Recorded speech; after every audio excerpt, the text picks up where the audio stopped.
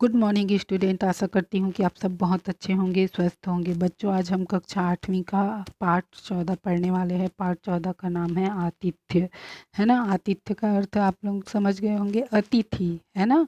अतिथि जो हमारे घर में मेहमान आते हैं, है ना, उसी को बोलते हैं अतिथि, आतिथ्य। ठीक है, तो चलिए देखते हैं इस पाठ में क्या बताया जा रहा है। सबसे पहले देखते हैं, जैसे जीवन पथ पर वैसे ही साधारण सड़क पर एक आदमी के लिए अकेला चलना कठिन है। कोई कोई ठहर कर किसी के पीछे पीछे आने वाले का साथी साथी हो लेता है। कोई 4 कदम तेज चलकर आगे जाने वाले का।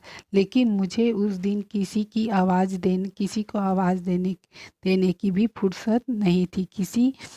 किसी साथी की आशामयी प्रतीक्षा में मैं जरा जरा दम लेने के बहाने भी न ठहर सकता था। कारण यह था कि उस दिन मेरे सिर पर भूत सवार था। मैं निश्चित किया था कि अपने चलने के सामर्थ्य की करने करने का परीक्षा करने का, है ना। अब यहाँ पे बताया जा रहा है, लेखक जो, जैसे हम रास्ते पे चलते हैं, है ना, रास्ते पर चलते हैं तो क्या होता है कि हमें लोग मिलते हैं। तो कोई लोग हमसे आगे निकल जाते हैं, कोई हमसे पीछे पीछे चलते हैं। लेकिन उस दिन लेखक जो है वो क्या कर रहे थे, उनके पास इतना टाइम नहीं था कि किसी से रुक के वो बात कर सकते थे, है ना। वो क्या चाहते थे कि वो अब कितना चल सकते हैं, है ना, उसका सामर्थ्य वो देखना चाहते हैं, अपने आप की परीक्षा लेना चाहते हैं थे कि मैं कितना चल सकता हूँ। ठीक है बच्चों, रास्ते चलते प्यास लगती, कुछ देर ठहर कर पानी पीना चाहता। साधारण नियम है, मैं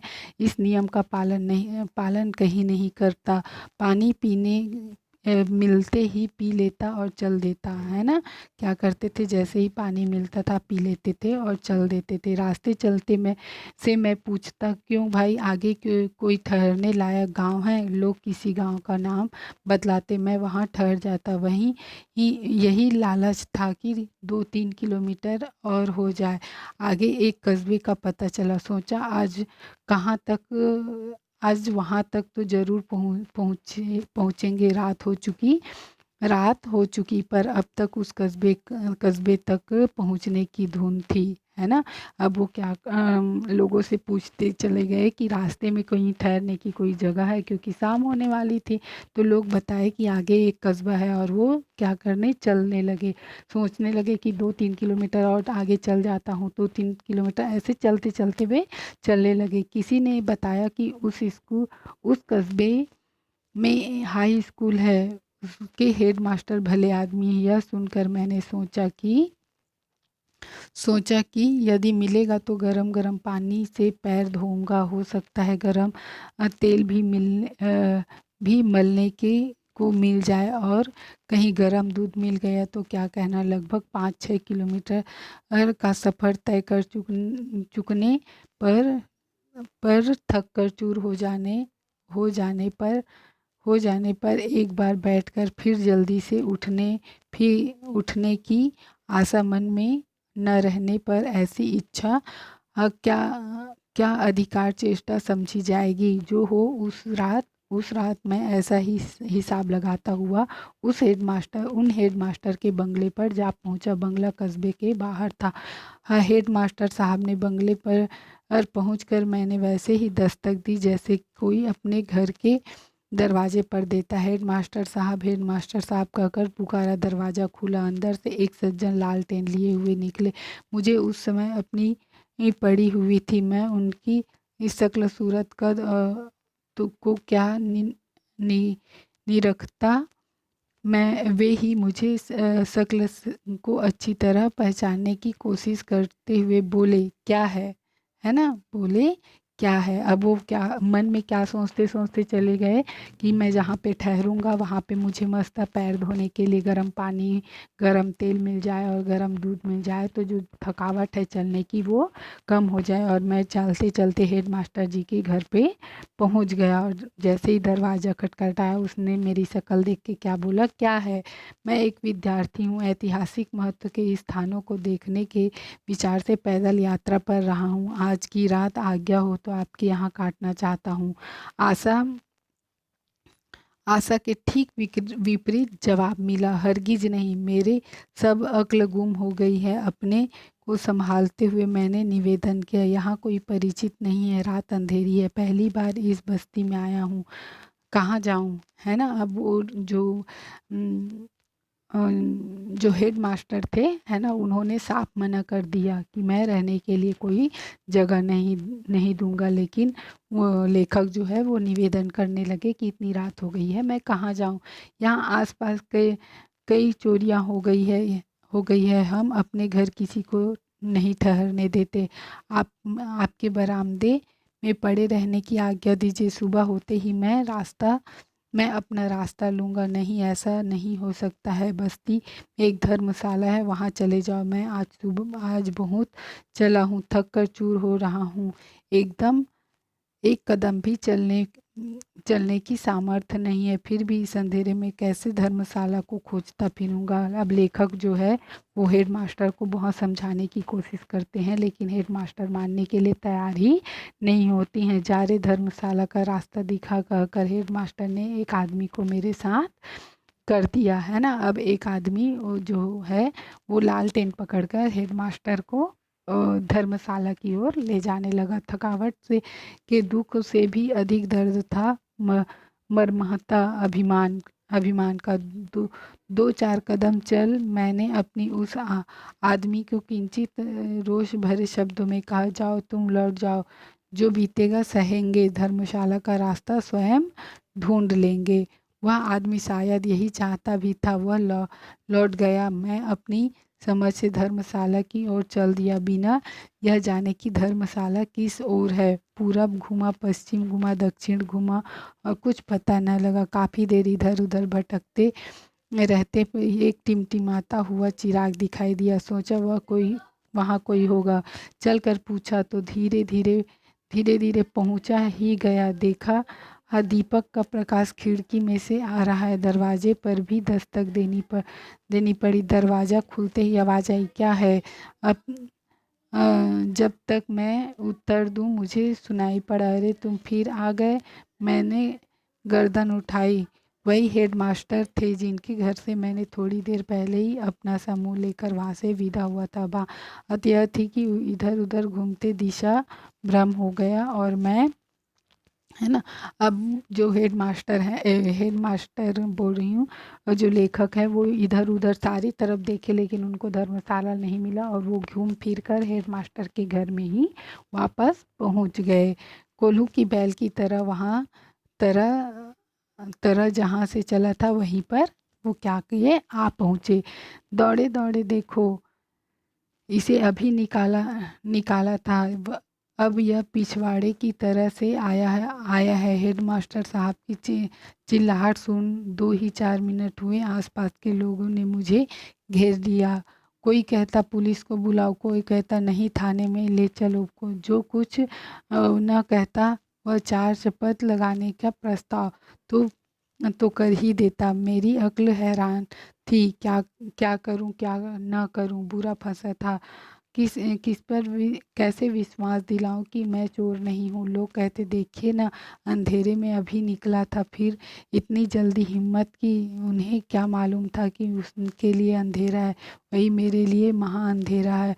विपत्ति पड़ने पर कहते हैं अक्ल मारी जाती है, लेकिन अब आदमी को और कोई सहारा नहीं रहता था, बुद्धि ही उसके काम आती है ना। अब क्या हुआ कि हेड मास्टर जी हैं जो है वो चिल्लाने लगे, तो आसपास के लोग आकर इकट्ठा हो गए और लोग उसको, लेखक को चोर समझने लगे। और चोर समझ के कोई बोलता है इसको पुलिस के पास ले चलो, कोई बोलता है कि पुलिस को बुलाओ, कोई बोल रहा है कि इसको 2-4 मारो। उस टाइम उसके समझ में, लेखक के समझ में कुछ भी बात समझ में नहीं आ रही थी, लेकिन उनको अक्ल से काम लेनी थी, अपनी बुद्धि का से काम लेनी थी। मैंने स्वयं को ही दीवार के सहारे खड़ा करने की कोशिश करते हुए कहा, देखिए मैं दूर से चलकर आया हूँ, थकान से चकनाचूर हूँ, आप मुझे बैठने के लिए जगह दीजिए और फिर ठंडे पानी का गिलास, फिर बैठकर कृपया मेरी बात सुन लीजिए। यदि आप लोगों को विश्वास हो जाए तब मैं चोर नहीं हूँ, तो कृपया एक बार फिर अपना अपना आदमी दे दीजिए मुझे धर्मशाला के रास्ता दिखा देने के लिए। मैं विश्वास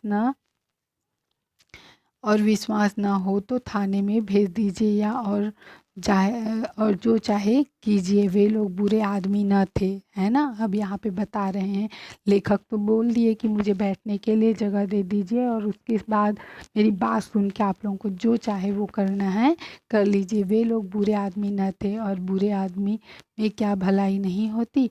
मेरी बात सुन ली गई। एक स्टूल बैठने के लिए दिया और वहीं पानी का एक गिलास भी।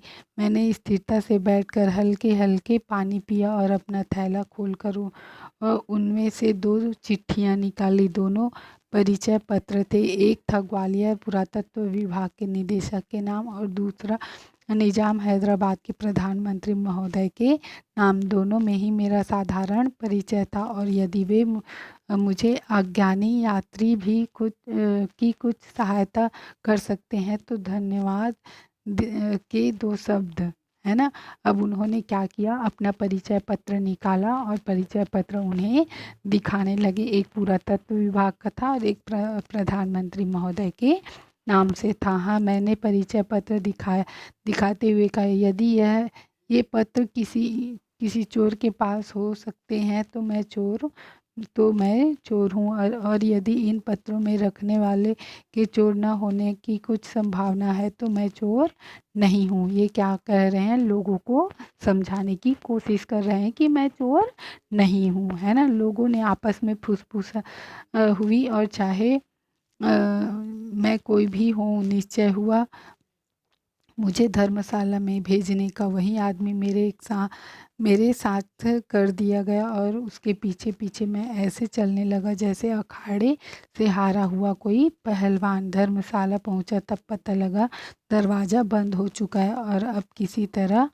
नहीं खुल सकता है ना। अब वो धर्मशाला पहुँचे लेकिन ज़्यादा रात होने की वजह से क्या हो गया था, धर्मशाला जो है वह बंद हो गया था। यही धर्मशाला है कहकर वह आदमी मुझे छोड़कर चलता बना। अब क्या करूं, कहाँ जाऊं। धर्मशाला के बाहर की ओर एक बरामदा था, मैंने उसी में रात काटने की सोची। पास में एक कपड़ा काफ़ी नहीं था तो क्या, सर्दी के जाड़ों में पड़ रही थी तो क्या, और कोई चारा नहीं था। अंधेरे में अंदाज करके मैं एक कोने में बैठ जाना चाहता था कि आवाज़ आई, कौन है। मैंने कहा मुसाफिर हूँ, इतनी रात गए हो। हाँ भाई, आज ऐसे ही बीती। इधर आ जाओ, उधर हवा लगेगी। कहते हुए वह अपरिचित आवाज़ ने मुझे अपने पास कोने में बुला लिया। तुम कहाँ से, है ना। अब वो दोनों आपस में बातें करने लगे कि तुम कहाँ से। मैंने पूछा, हम तो भिख मंगे हैं, दिखाई नहीं देता। अंधे भिख मंगे के पास लेटने का जीवन में पहला अवसर था। कितने पैसे मिले, क्या खाने की उंगला, कुछ ऐसा ही सवाल मैंने पूछा। लेकिन मैं तो व्यग्र था अपनी सुनाने के लिए। उसे सुनने वाला मिला था। पहले मुझे वही अंधा अर्थ थे इति तक मैंने कह सुनाई, है ना। मतलब शुरू से अंत तक मैंने उनको सारी बातें बता दी। वो जो भिखारी था उसको, है ना, वह सहानुभूति के साथ जो एक दुखिया को दूसरे दुखिया से होती है, वह अंधा मेरी बात सुनता रहा। राम कहानी खत्म हुई तब अंधेरे में टटोलते हुए उसने पूछा, क्या कहाँ है तुम्हारी टांगे, उन्हें जरा दबा दूँ। मैंने कहा, न यार, रहने दो। अच्छा यह बताओ तुम्हारे पास कोई कपड़ा है। कहा, मुझे दो।